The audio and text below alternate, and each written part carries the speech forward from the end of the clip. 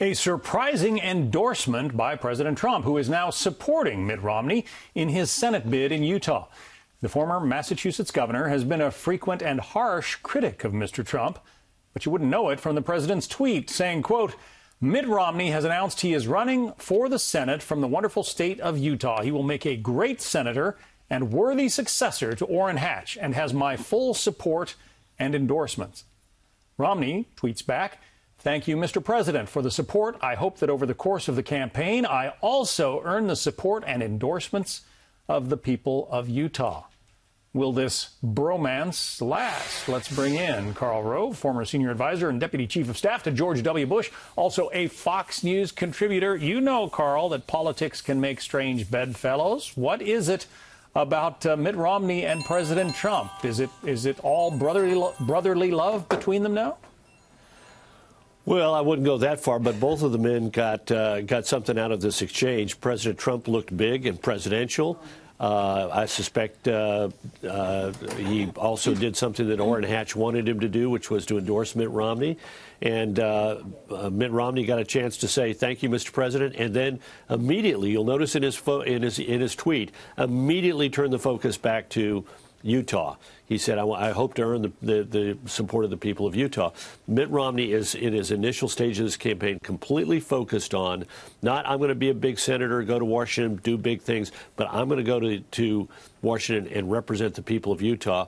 You know, he went to school there. He's had longstanding ties there. Family members are there. He's lived there the last several years. He was deeply involved in rescuing the Winter Olympics in Utah in 2002, but he is very careful to make certain that people in Utah recognize that he knows he got to earn their respect and their support in shoe leather, door to door, person to person, meeting to meeting, and not be a big dog who was the former governor of Massachusetts and former presidential candidate. Yeah, we played the sound earlier. In 2016, Mitt Romney was calling Donald Trump a phony and a fraud.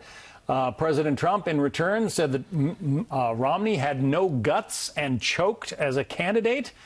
That's quite a turnaround from 2 years ago, Karl.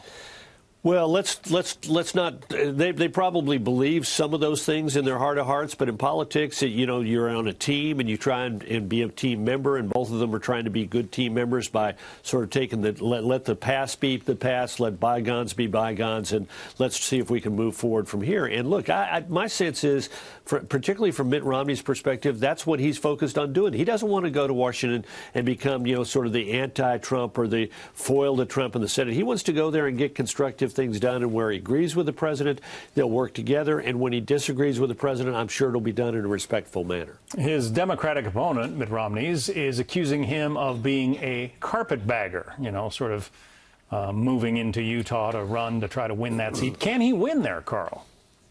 Well, the polls show him winning by about 3-1. I went to high school in Utah, and a couple of years of college. I was there just a short time ago, and if my high school friends with whom I had dinner are any indication, Mitt Romney is on his way to the U.S. Senate. They like him.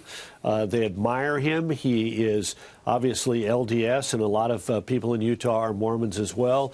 He went to BYU. I went to the University of Utah, so there's a little bit of a conflict there, but red versus blue. But look, he is beloved in Utah and thought of quite fondly, and ran, you know, overwhelmingly in the Republican primary in 2016 in Utah, and is still very much liked today. And the Democrats are going to have no chance of beating Mitt Romney in Utah. Let me just say that's the one. If I have to forecast one thing for this fall and be judged on it, Mitt Romney will be the new junior senator from the state of Utah come Election Day this fall, and by a healthy margin. It doesn't hurt that he's the guy who turned around the Salt Lake City Olympics.